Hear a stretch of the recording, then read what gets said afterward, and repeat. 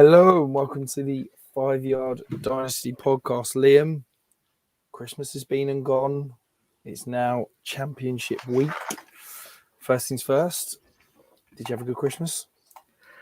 I did, thank you. Yeah, it was a busy time because I have to travel here, there, and everywhere. So my nan's birthday is Boxing Day, so we have Christmas at my house. I had my girlfriend come over this year, and then I went to see my dad and my dad's side of the family on Boxing Day, and then it was my nan's birthday. So Nice. Traveling here, there, and everywhere, but it was good. And the Packers won on on Christmas Day, so that makes everything better, obviously. Yeah, pleasing. How about yourself, mate? Is that a new Packers Christmas hoodie? It is. That I can see being worn. Very nice. Yeah. And I don't know whether you've seen them on TK Maxx, sorry, but it was the Mitchell and Ness throwback jerseys or jumpers. This one's Reggie Weiss, but I don't think you can get many now. Most teams have sold out. You're talking to a man that buys clothes probably once a year, so yeah, not something that I can honestly admit to having seen.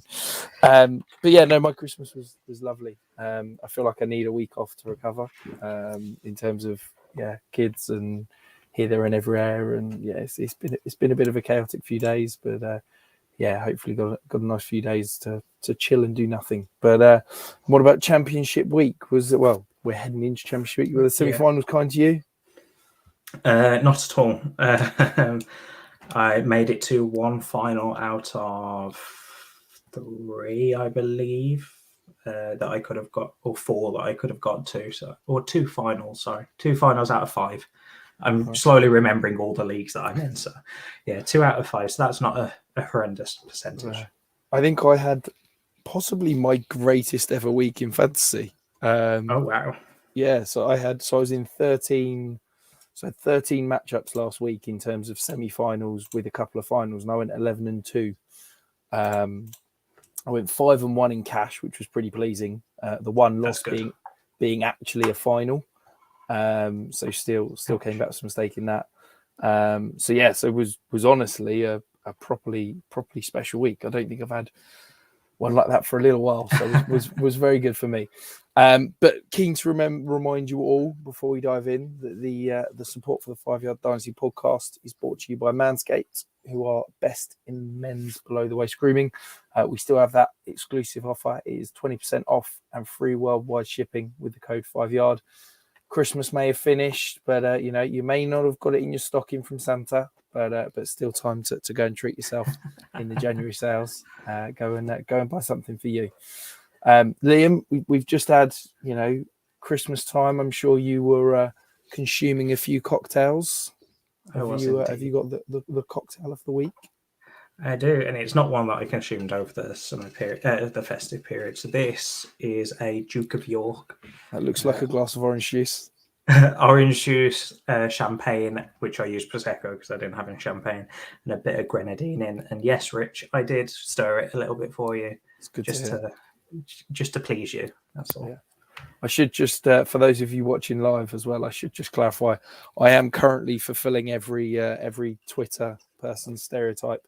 I'm not at home. I'm coming to you live from my parents', well, not quite my parents' basement, but my parents' garage.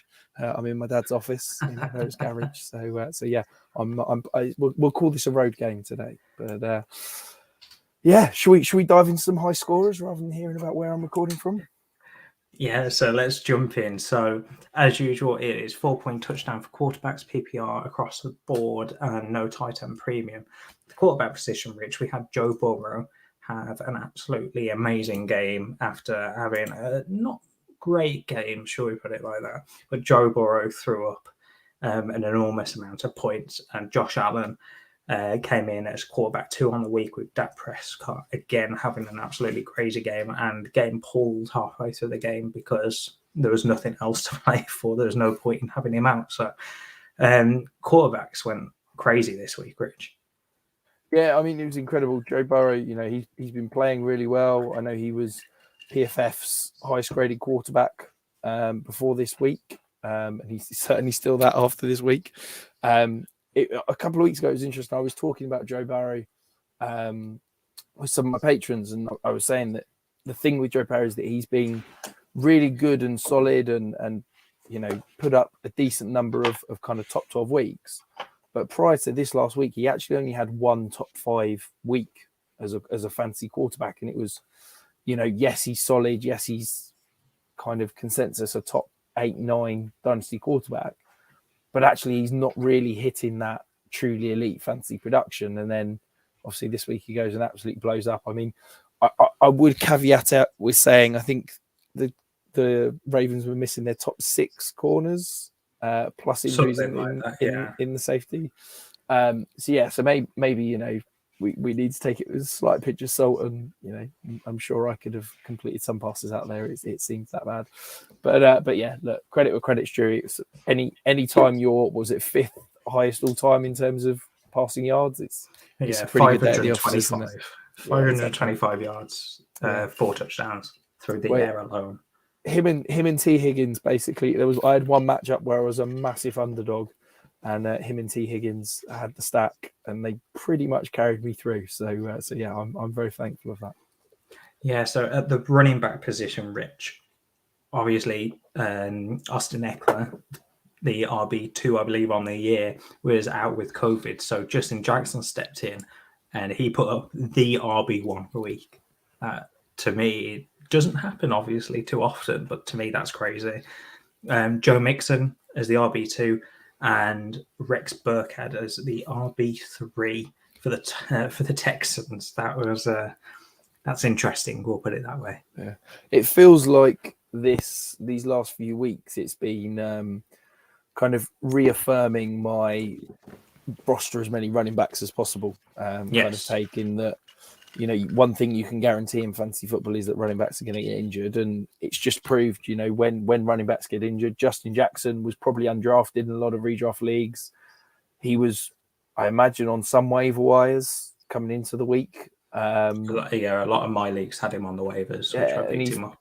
He's put up an RB1 week. It just shows that if you're not rostering, all as many as you can of these kind of backup running backs, RB2s, RB3s in good offenses, you're kind of missing out. Because no, I'm not saying go and roster, loads of. I'm trying to think off the top of my head.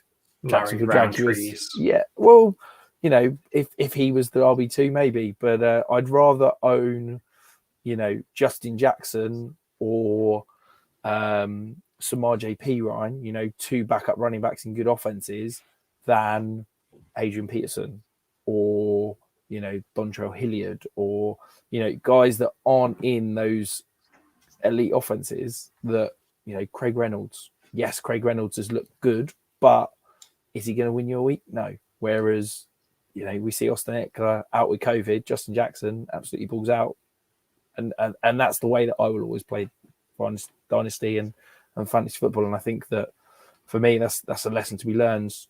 Yes, injuries are going to happen. I appreciate this year's slightly ridiculous with the COVID situation, but if you're rostering 15 plus running backs, chances are one of them is a plug and play each week. Yeah, so then if we move over to the wide receiver position, Rich, you've already mentioned T. Higgins, the wide receiver 1 on the week. Devontae Adams had another great game as the wide receiver 2 this week. And then AJ Brown, fresh off the injured reserve, and comes in with a 30-point PPR game, and looks like he never lost a step. To me, Rich, these 2 guys, T. Higgins and AJ Brown, they've been pretty up and down during the season. They've probably lost a bit of value, and then this week they've just shown that nothing has disappeared. It's just they might not be or have been as consistent this year. Where do you want to go with that, Rich? Because I can see you itching to jump in there. It's probably on T. Higgins more than AJ Brown. Yeah, I mean on the AJ Brown point, it's nice that Ryan Tannehill suddenly realised that getting the ball in AJ Brown's hands is the best thing for that offense when Derrick Henry's not there. I think the fact that AJ Brown saw, I think it was 16 targets, had a 53% target share. No other Tennessee Titan saw more than 3 targets. That says all you need to know about that offense on Sunday. But yeah, look, T. Higgins, I absolutely love T. Higgins. He is, incredible. And it's really interesting to see what's going to happen this offseason with Higgins and Chase from a fantasy perspective. Obviously, everybody's been obsessed with Jamar Chase, and quite rightly, he's blown up. I know in the latest DLF ADP, he was the wide receiver 1 in terms of overall dynasty value. But are we going to see, for me, I don't think there's a huge gap between the two. And it'll be very interesting to see if you can basically get T. Higgins at half the price of Jamar Chase, whether that could be a nice easy move to make to get sort of Jamar Chase plus to get someone like T. Higgins. At the start of the season. Sorry, say that again. You can get T. Higgins plus for Jamar Chase right now, and Jamar Chase is the wide receiver 12 in points per game. T. Higgins is the wide receiver 14 in points per game. They're in the same offense. I think that they're going to be like this all year, every season for the next 4 or 5, where to me, they're 1A and 1B in this offense. And I don't think there should be a huge discrepancy in terms of where you're drafting them and their price. And if you can get, perhaps T. Higgins a first, but you can probably get more than that right now for Jamar Chase. Maybe that's a conversation I'm willing to have. I think at the start of the season, you'd have been strung up for witchcraft with that type of talk. That's a bit of heresy there, but I see where you're coming from. I personally probably wouldn't be looking at pivoting away from Chase right now in any league. But the past few weeks have shown that he's not invincible. He's not going to come in and be what Devontae Adams currently is. Or Tyreek Hill or something along those lines. So I like that conversation. I really do. I think that's a really good thing we might need to dive into coming to the off season. But I don't think we've got time for it in this show, Rich. So moving on to the tight ends, Rich. Mark Andrews, tight end 1 on the week. Past few weeks, he's been on an absolute tear. And then just to reinforce my point on not liking anything after the top few tight ends, Dalton Schultz, tight end 2, and Gerald Everett, tight end 3. Gerald Everett hasn't done anything all season, Rich, and then throws up this week. And then Dalton Schultz. I don't really know where to start with him because he's been okay. He's not been brilliant. I liked him more than Blake Jarwin, and I know Jarwin's injured now. But I don't know what I like him for in Dynasty because realistically, I don't think he's out of contract there in Dallas, is he, after this season? So he could go anywhere. And tight ends moving in free agency, there's not a great track record there. So what do you think about Dalton Schultz, Rich? Yeah, I'm really intrigued to monitor Dalton Schultz. I think he's being hyped up perhaps a little bit too much. He's the PPR, he's the tight end 4 currently. But if you look at it in terms of a per game basis, he's the tight end 7, which we all know this, the tight end 5 down to like the tight end 15. There's not much difference. I think that with Dalton Schultz, you're buying into the situation, the fact that he's got the potential to be the 3rd option in that Dallas passing game. If Michael Gallup could potentially, we expect to be moving in free agency. And people are sort of hoping that Dalton Schultz becomes that 3rd target. But my massive concern is that he's played really well this year. And I almost worry that he sort of played himself out of being re-signed by Dallas. So as things stand, Dallas have got about $5 million in cap space. There's a few kind of restructuring things they could do. They could do a base salary restructure on Amari Cooper, which is kind of what I expect. That will free up about $15 million in space. Maybe they could move on from guys like Anthony Brown or something like that. Now, I don't know if you can get Dalton Schultz back in Dallas for less than probably 10, 12 million a year. Now, yes, the Cowboys could do, funny restructure in terms of kicking money down the road and things like that, but they're not tend to be a team that does that. And I just think that there's kind of no real space for him to come back to the Cowboys unless he signs a below market deal. Now, if he signs a below market deal, fine, whatever. He's probably going to settle into a decent back end tight end one, should we say, moving forward.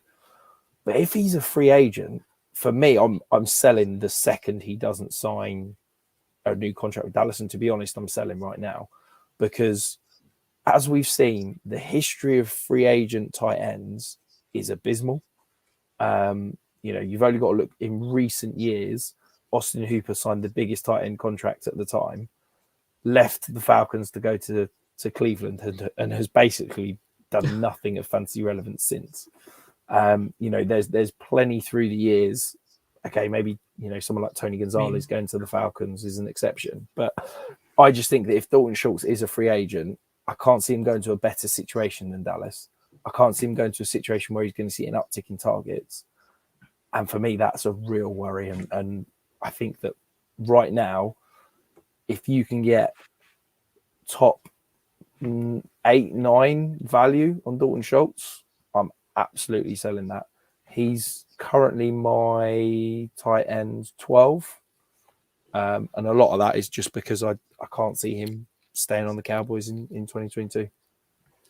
I think with tight ends in general, there are only a select few that are a focal point of an offense, and that's the issue with the whole position in general, especially for fantasy, is you don't see tight ends be made a focal point of an offense that often at the tight end position. You'll see guys like Kyle Pitts and Mike Gesicki play as a wide receiver a lot, and that's how they tend to get their targets a lot more, from those out wide positions rather than being in the line.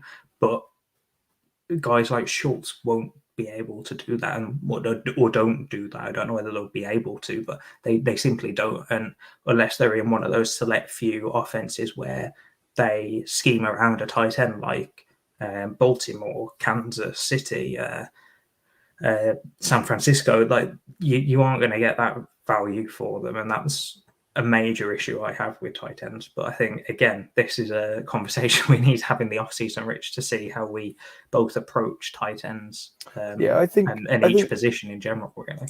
I think the other thing to mention is that, a big part of the tight end kind of weaponry, as you mentioned there, is some of those elite guys you see with Travis Kelce, you see with Mark Andrews, you see with Mike Gesicki, you see with Kyle Pitts, is the amount of time they get lined up as a kind of wide receiver rather than an inline tight end. Dalton Schultz is lining up almost 60% of the time as an inline tight end.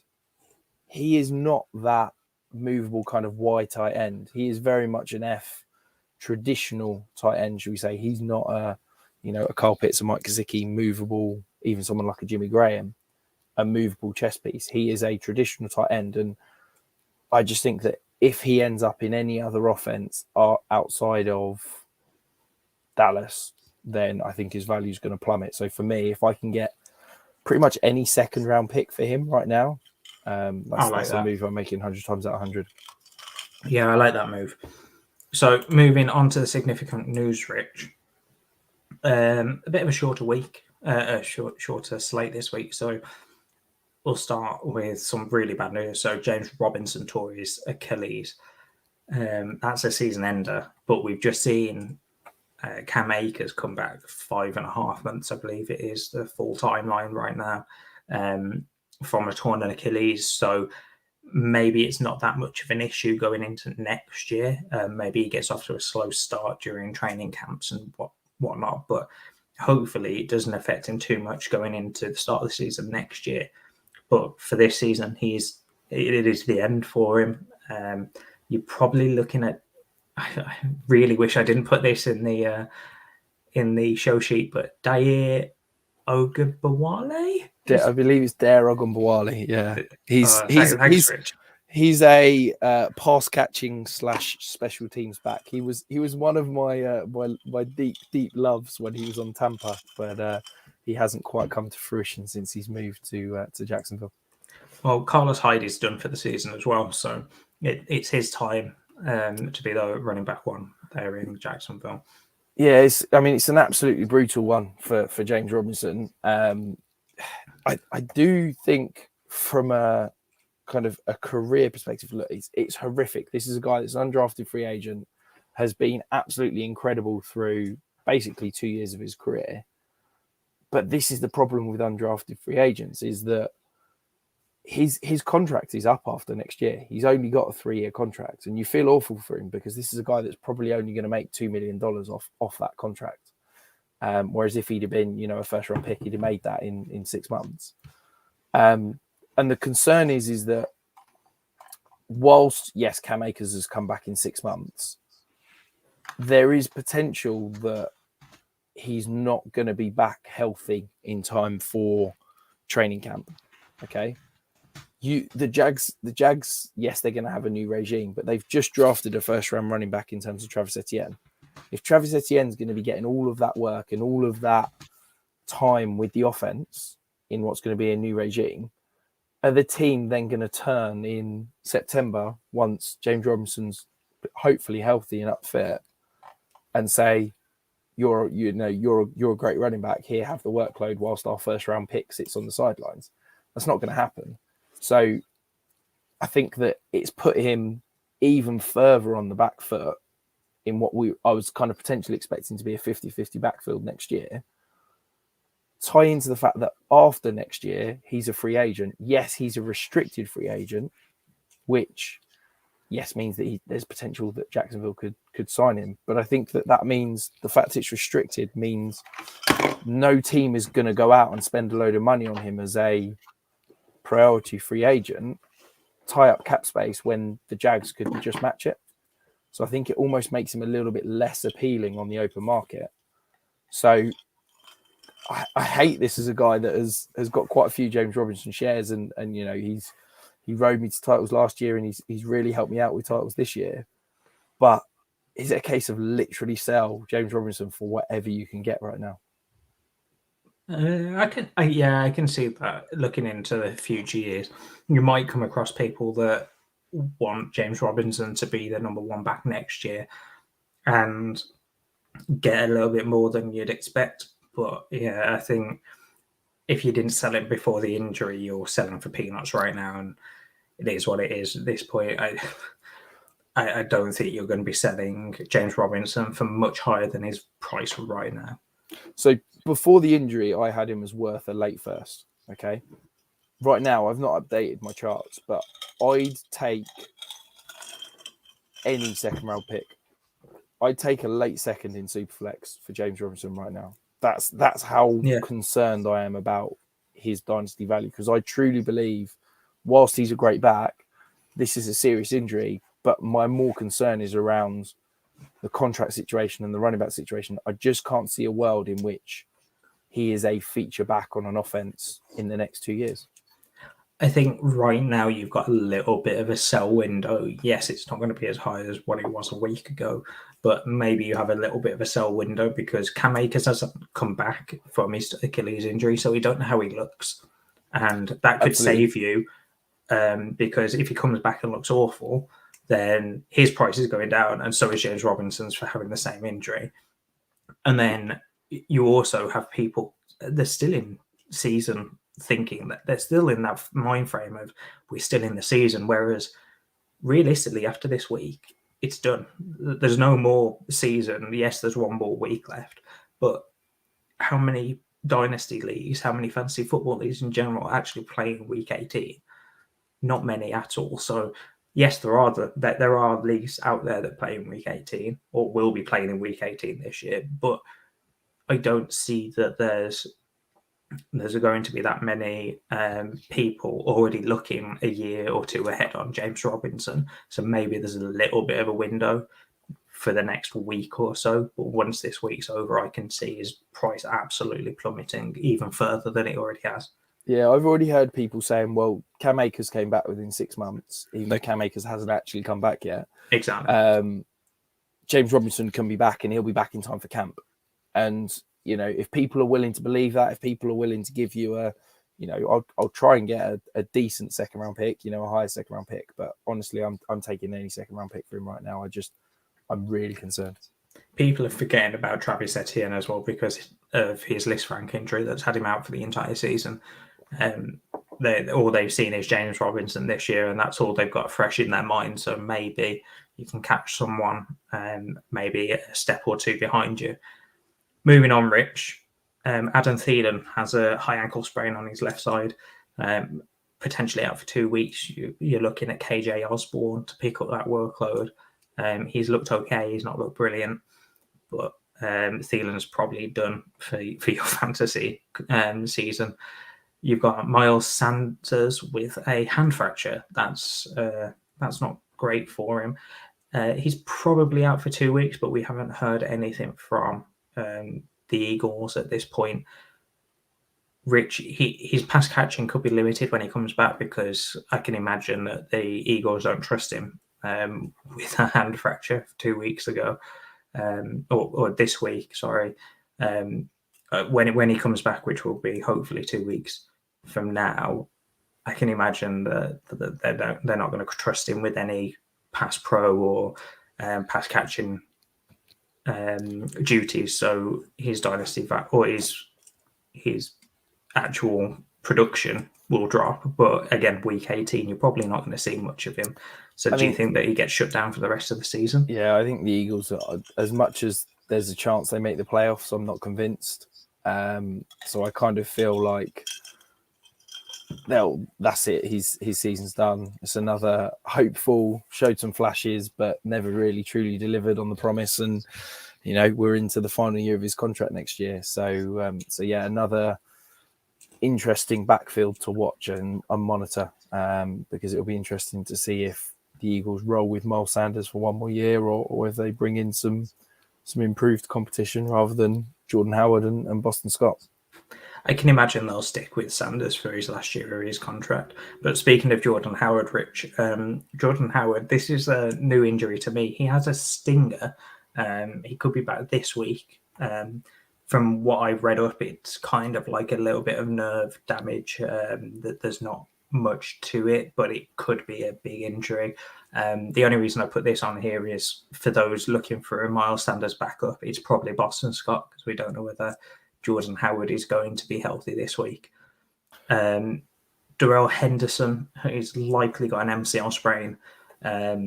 He's potentially out 2 to 4 weeks. I can see the Rams shutting him down for the rest of the season and riding Sony Michelle out.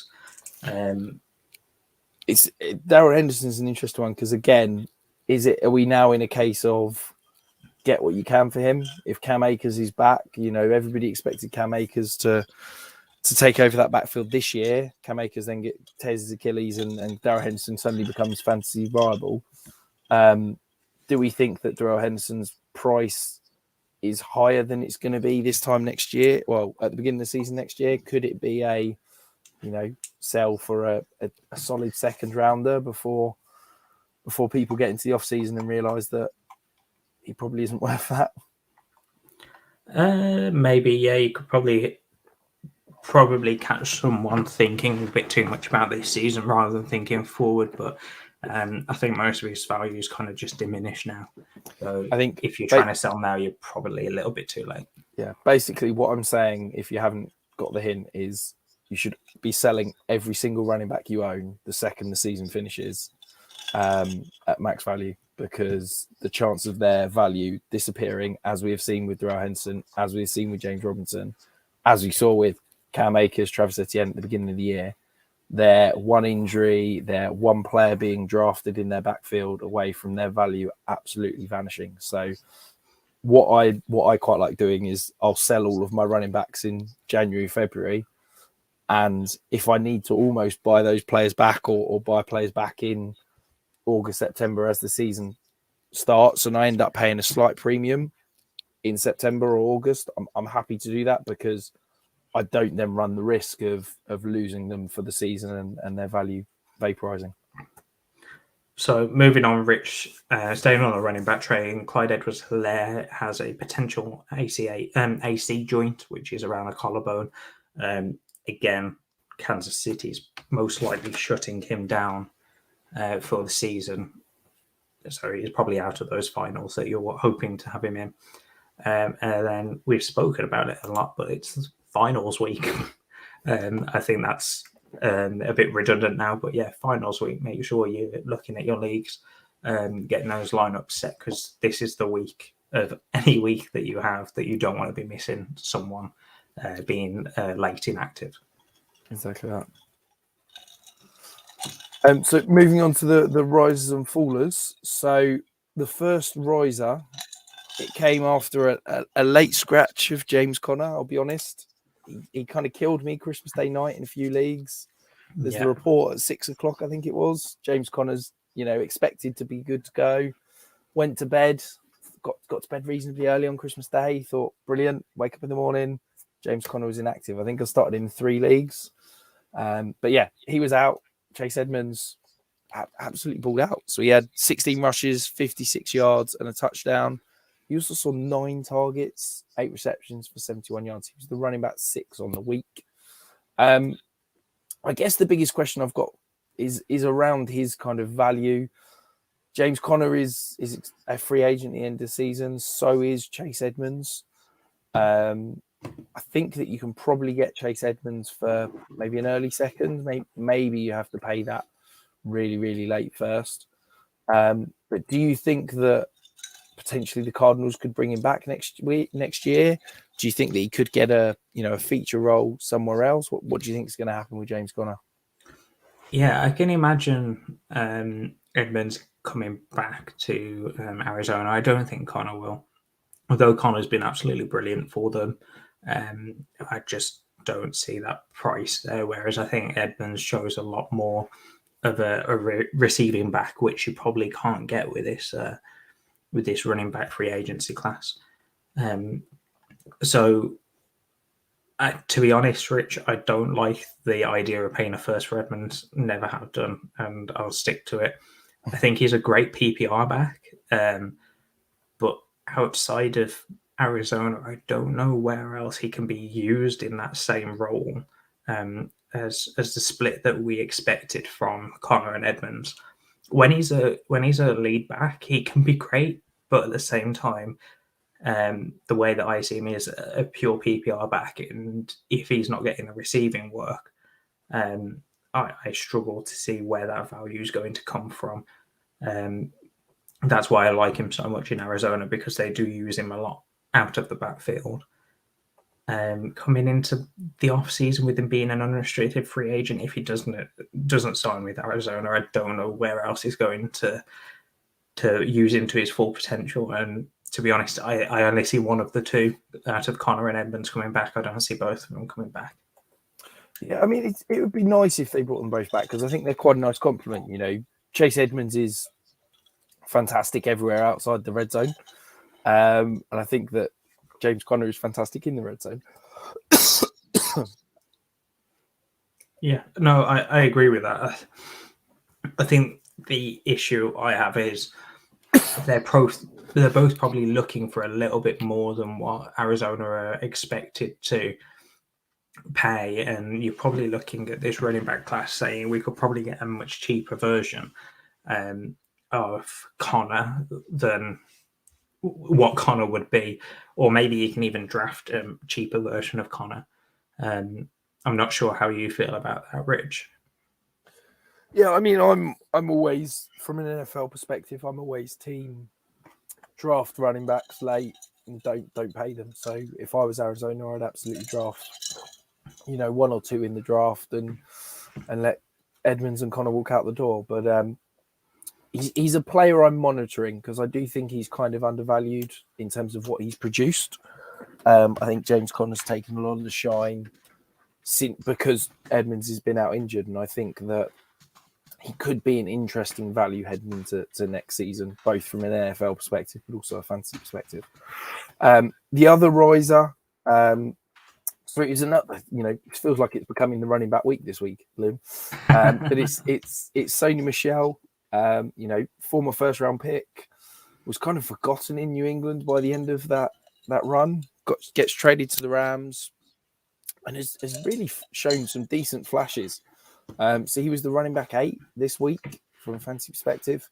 But again, he's an undrafted free agent in 2022. Obviously, we keep talking about all these running backs that are undrafted. taking over, do you think that he could potentially be a priority free agent? Do you think he's shown enough that he could get a lead back role next week? I don't think he's going to be a priority free agent, but I do think that he is what could be a cheaper Connor, because I think that Sony Michelle, I do think Sony Michelle is a cheaper version, or will be cheaper coming into the off season than Connor will be next year. This week, the Rams have shown that they want to use Michelle when he's healthy and when Daryl Henderson isn't on the field. So I think you may as well play him. There's no one else there. Akers, although he has been designated to come back from IR or start training with a team, you're probably not seeing him until the playoffs, the actual NFL playoffs in 2 weeks' time, rather than this week. So I think if you've got Michelle, there's no reason not to start him outside of your team being absolutely stacked, and you don't need Michelle in your flex spot because you've got an immense amount of flex plays. Yeah, absolutely. Yeah, so moving on, Rich, over to the fallers. Staying on the running back train, Saquon Barkley, running back 46 on the week. He's had one top 5 week and 3 top 12. That's not great for someone that we were drafting as the running back 2. In some cases, somewhere around the running back 2 to running back 4 or 5. Rich, where do you sit on Saquon? Because I thought he was going to bounce back this season. He obviously has not. I think that whole offense has been absolutely awful. I mean, they've fired Jason Garrett, who was the offensive coordinator there. What do you feel about Saquon's future? He's going into the last year of his deal because they picked up his 5th year, I think. Yeah. So I've been a huge Saquon believer. Okay, I loved him as a player. I've loved watching him. I've loved him as a fantasy asset, as a dynasty asset. I have kind of been above consensus on him for a long time. But about 3 weeks ago, I did a bit of a deep dive on Saquon. And I'll be honest, I was really, really concerned by what I found. Basically, since Eli Manning retired and Daniel Jones took over, he's basically been average from a fantasy perspective.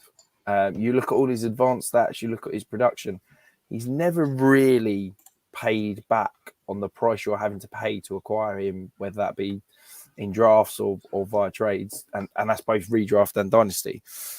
So I'm really concerned, and I'm kind of out on him now. I'm still left holding the bag, and I've got sort of 4 or 5 shares that I'm if you're in my leagues, I'm not looking to move, but I am looking to move right now, I'll be honest. But what I'm holding out hope for is that he has one game out of these next couple where he'll just flash a bit, and then hopefully going into the off season, that's enough for him to kind of show. And I can then sell on that kind of based on that hype. But I am really concerned. I think that Devontae Booker has probably looked more explosive, has looked like the better back in the last few weeks. And I'm basically selling for... I'm not selling for whatever I can get, because that's not how I play. And I don't think you should do that. But Saquon's now... He's my RB10 currently. I'd probably sell for 2 firsts in a nutshell. If I can get a top 2 or 3 pick this year, I'd absolutely sell for that. I think it's ready to jump ship.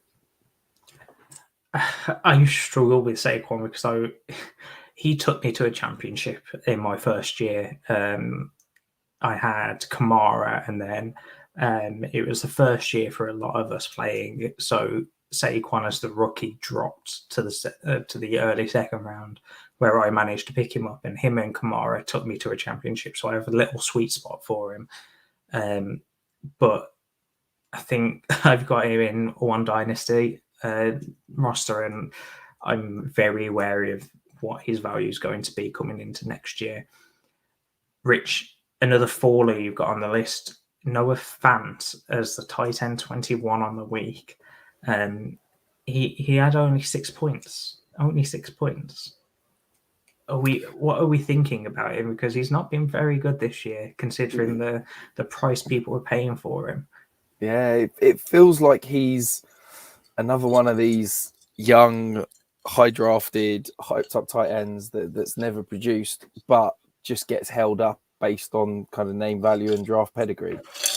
And look, I hold that I'm still hopeful that he finally gets a competent quarterback that he could potentially, if Aaron Rodgers, dare I say it again to you, Liam, lands in Denver, then perhaps Noah Fant becomes a fantasy stud. But the guy's just not producing based on his cost.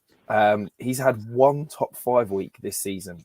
He has only had 6 top 12 weeks. Like that's just not getting it done from a fantasy perspective. And yet he's still, a top 12 dynasty tight end. You're still having to pay up to acquire him. I just can't see it at the moment. And yeah, I'd probably hold him into the off season if I've got him, just in case we do see Aaron Rodgers come to town or some big named, free agent quarterback yet to be decided. But from a fantasy perspective, I just don't think he can be even considered a tight end 1 at the moment. Yeah, I struggle with Fant because I have him in a bunch of my dynasty rosters that that he was the first year, that class was the first year that I started Dynasty. So that would be in Fant, the guys like Miles Sanders, Josh Jacobs. And I picked him up in the second round in a lot of 1 QB leagues, and he served me well. But that is a pick that, looking back on that class, I'd probably take back and get and draft a lot of other players in front of.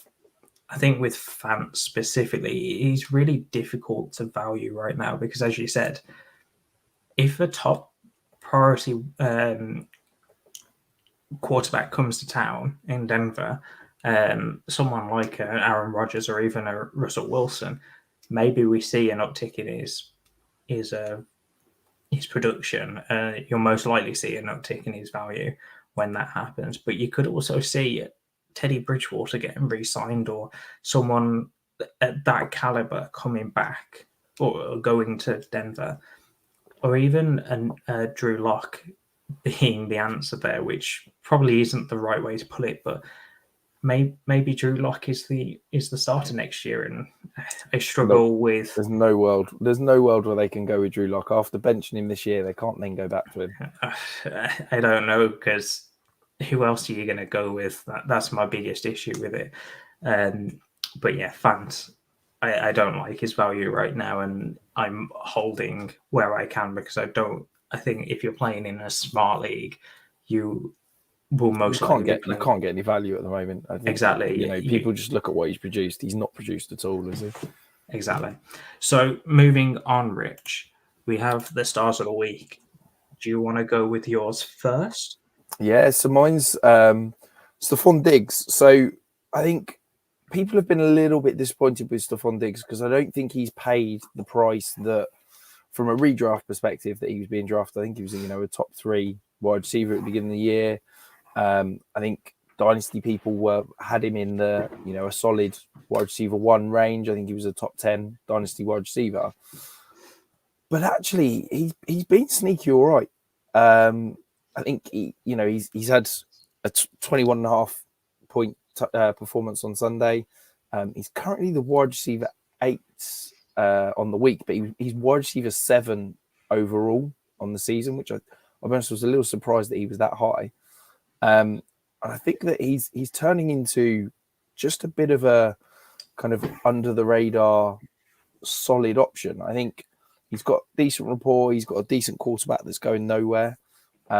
He's due big money the next 2 years. He's going to get paid 17 million next year and 17 million 2023. And both of those years, the Bills could actually save money if they did decide to cut him. So that always makes me a little bit nervous from a kind of a player stability perspective. But I do wonder if this is a guy that I think is going to put out wide receiver 1, maybe wide receiver 2 numbers for the next couple of years. And I do wonder if we start to see him creep down in terms of his value outside of that top 12, maybe into that sort of wide receiver 2 range, he could be a sneaky kind of pickup in terms of his value. Looking at his contract numbers, there are massive savings. So I believe they're saving around 9 mil if they were to cut him, 8-9 mil if they were to cut him next year, and a lot more than that. I think it's about 13 mil the year after. But I don't see them cutting him because of how big of a part of that offense he is. I think you're most likely going to see Cole Beasley gone next year. Either, I can't remember if it's a free agent, but either because of that or he's going to get cut. I don't think that Beasley is going to be around next year. So I think Diggs is to me locked in that Bills offense next year and potentially for the next 2 years.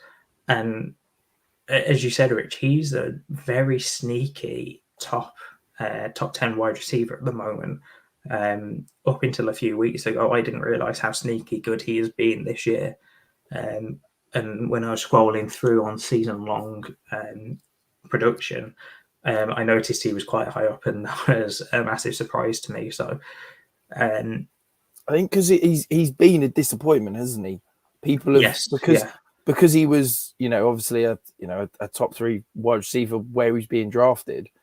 From a redraft perspective, the fact he's the wide receiver 7, he's underperformed his draft stock, isn't he? And I think that whenever that happens, people become somewhat of a value. I think. I do think he could potentially be a decent value. Who was your star of the week, Liam? Yeah, so mine is Damien Harris.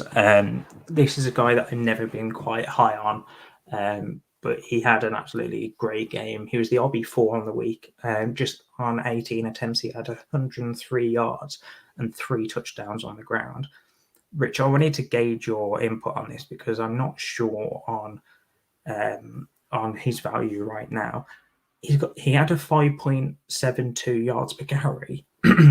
Excuse me, 5.72 yards per carry on the week last week. But he's only had 15 targets on the year, which to me is not what I want to be seeing from my running backs. I know that he had a high yards per carry this week, and you're going to say that it's an offensive line stat, but the running back still has to run those 5.72 yards per carry. I think with me, I think this could be a sell high window for Harris. You're seeing Ramondre Stevenson being a good back there. I don't think that he's going to be a lead back in New England because I don't like the New England backfield, and I don't think anyone is ever going to be a lead back there. But I think Stevenson is going to see much more of a role next year. And with Harris only being a threat on the ground, basically, as this year has shown, 15 targets on the year. He's also had 12 touchdowns this year, and we both say it. Everyone in the community tends to say is touchdowns are a very off and on stat. They're a bit random. You can't really say, oh, well, this person gets 12 touchdowns this year. It's going to happen next year because they seem to be pretty lucky when you look at people's season-long averages on touchdowns. So, Rich, I don't know where you fall on Damien Harris because, as I've said, I feel like there's not much value there for me, but you could probably be selling him for more than what I would be willing to give up right now. Yeah, absolutely. He's in that volume-based RB2 bucket for me. I think the lack of receiving work. I think the fact, as you said, you've got James White coming back into the fold next year. You've got Ramondre Stevenson, who I expect to take a bigger role next year. And I like Damien Harris, the rusher, from an NFL perspective. I think he's an above-average running back. But from a fantasy value, I think if you can sell high, absolutely. My concern is I don't know how high you can sell him right now. I'd probably take a mid-seconds. I don't know if you're getting much more than that. But yeah, he's a bit of a meh back, isn't he? You never feel great starting him. He's not sexy. He's not anything particularly exciting. He's just sort of meh, isn't he? Yeah, I will say James White is a free agent next year, so he isn't coming back to the fold. But I expect I him to still do. sign. They'll Yeah, they'll do good by him unless he goes down to Tampa with Tom Brady for one last ride. I think they'll do good. potentially. Yeah, He's a potential Ring of Honor guy, isn't he, up in New yeah, England? So I expect them to potentially re-sign him again. He's still elite at what he does. yeah. He Um, definitely is. the deep dive player of the week, Liam. So I've dug a little bit deeper for you. You moaned about my Cortland Sutton last week. So it's going to be Donovan Peoples-Jones. So he is coming off a 1 reception for 5 yard performance. Is that deep enough for you? Yeah, I'll give you that one, even Yeah. though he's the wide receiver 2 in that offense now. Yeah.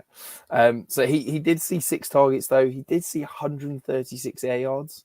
And I guess look, I'm not a lover of the player. I'm not a lover of the talent. But I am very intrigued because Baker Mayfield is absolutely dreadful. I think that there was a lot of talk about this year, Baker Mayfield playing for a big term contract. Are the Browns going to re-sign him? I think that decision's done. I think Baker Mayfield days in Cleveland are done. I cannot see any world that the Cleveland Browns re-sign Baker and he is their starting quarterback next year. So could we potentially see Donovan Peoples-Jones get an upgrade at quarterback? Well, it can't really get any worse. Okay. Jarvis Landry is likely out of the door at the end of the season. Now, yes, they will probably bring in a free agent. Yes, they will probably draft 1, if not 2 players. I don't think Donovan Peoples-Jones is going to be the number 1 in this offense. But this is a guy that you can probably get for a third at the moment, maybe even less. And I honestly think that next year with an upgraded quarterback, he could put up a wide receiver 4, wide receiver 5 season. Now, yes, I know people are probably sitting here listening going, day 3 picks don't matter. Day 3 wide receivers are non-existent. I agree. I don't think they will ever be elite fancy producers. And I don't think Donovan Peoples-Jones is ever going to be a top 24, probably even a top 36 wide receiver. But you're not having to pay that price. I think that if you can get him now as your wide receiver 5, wide receiver 6, why not go and get it? Why not see what happens through the next few weeks? Why not see, if the Cleveland Browns go out and get Aaron Rodgers, if the Cleveland Browns go out and draft a wide receiver and sign Devontae Adams, and Donovan Peoples-Jones is the wide receiver 2 across from Devontae Adams, are you telling me that he's not going to have some kind of MVS potential in that offense? Yeah, MVS or Lazard, and I don't think that he's a better blocker than Lazard, but I think he could fill that type of role, especially he's with a big body Anthony downfield. Schwartz. He's a big body downfield threat, isn't he? He's, as you see from that air yards, he's getting 130 air yards on 6 targets. Like the guy commands the ball down the field. He's competent at contested catches, and I think that if he gets, Baker Mayfield has got a strong arm in terms of he can throw the ball a mile. He can't throw the ball very fast and get it in tight windows, but he throws the ball a mile. But he is terrible. I don't know if you've seen the game from Sunday. Some of those deep shots were just appalling. And I do wonder if we could see a bounce back from Peoples-Jones next year with a competent quarterback. I do like the idea of him being a nice little buy right now. I'm just trying to pull up his player profiler compared to Chris Scouting because I want to see how close they are by running back speed wise. But I think with Donovan Peoples-Jones, he does have that potential. Regardless of whether it is Devontae Adams he's next to or not next year. I do think he will be the wide receiver 2 there. But I struggle with Baker Mayfield still being that quarterback next year. He has the 5th year option, so you're waiting an extra year for what you're hoping happens to happen. I thought they hadn't picked it up. Am I wrong on that? I'm looking on Spot Track right now, and they have him as a 5th year option, 18 million next year. Oh, okay. So you're waiting an extra year, basically. Fair enough. But I still like the pick. Yeah, I still wouldn't be shocked if they found a way to move on. You know, maybe if you're trading for a quarterback, whether it be Russell Wilson or or Aaron Rodgers or something, maybe Baker Mayfield is going somewhere else. You know, what if you could see, Aaron Rodgers goes to Cleveland for 3 first-round picks, and Baker Mayfield goes to Carolina for a second. Maybe Carolina make that same mistake again with the quarterback from the same draft club. I just think that if they're the Browns have ways that they can move on from Baker despite that 5th-year option, and I just think that this is a team that is built with. They are, for me, a top 3 roster in the NFL outside of the quarterback position. I just think that Baker is appalling, quite frankly, and I really do believe that his days in Cleveland are done now. Yeah, so moving on, Rich, the Dynasty Spotlight. Rashad Penny, he had 17 rushing attempts for 135 yards and a touchdown. I've said multiple times this year I wanted Rashad Penny to be a thing, and I gave up hope. And as soon as I gave up hope, he's had some good weeks come in. Rich, you've put on the show sheet, is he the answer next year? I'll let you answer that one. I don't want my hype to go too far. Yeah, it scares me with situations like this because look, I've been holding out hope that Rashad Penny was going to be finally pay on the draft capital I'd spent on him, and I don't think he's gone anywhere near to paying back what I spent on him or indeed what the Seahawks spent on him. But he's getting there. Now he is a free agent, but we have seen if Seattle bring back Pete Carroll and bring back that entire regime. I want to say Schrager is their GM. I'm trying to think off the top of my head and can't think what his name is. But if they bring back the whole scheme, we've seen time and time again that when a regime spends a high draft pick on a player, they're more likely to re-sign him because they almost don't want to admit defeat. We saw with Tavon Austin get that obscene contract with the Rams after he'd been a first-round pick. And I do wonder if Rashad Penny is now showing enough to almost get re-signed in Seattle. And look, I've said it time and time again, I think Chris Carson is pretty much done. I think anytime you've got degenerative arthritic conditions in your neck, probably American football is not the sport for you anymore. So I do wonder if we could see Rashad Penny come back as the lead back in Seattle. And, look, I can't buy into any running back ever, potentially, but I definitely can't buy into a running back that's got the injury record of Rashad Penny. So if it opens a sell window, I'm absolutely selling. But I am very intrigued if he could be a perhaps longer than the next couple of weeks answer in Seattle. What do you think? I think he'll get more of an opportunity than he has done, whether that's been through injury or being in the bad books of Pete Carroll. But I do think he'll get a bit more of an opportunity going forward. I just don't think that come with this free agency class, you'll see Penny pick up that full workload. The running back free agency class looks pretty decent. So there are a bunch of options. And then you've also got the draft, which although people are saying that the running back draft isn't the best. It's two decent options, I think. Yeah, you've still Spiller and Hall. You've still got good options here and there. I think Penny will be in some sort of timeshare next year, is my full opinion. And the name you're looking for the Seattle GM, Rich, was John Snyder, not Schrager. I was close. I'll take Schrager. Yeah. I think that's a moral victory there, and I'll roll with that. You've got to spin anything into a win, haven't you, Rich? Oh, always be winning. Always be winning. So we don't. Before we go, did you want to give us a quick cover rundown of the Dynasty List League?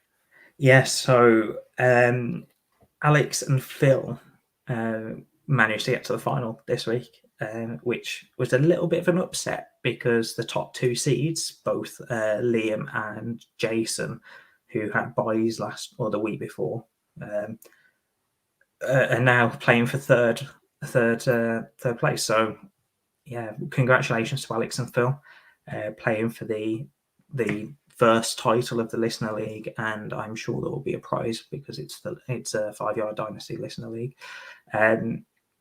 Rich, is there anything you want to plug? I know that I've got something, so I'll start off with that.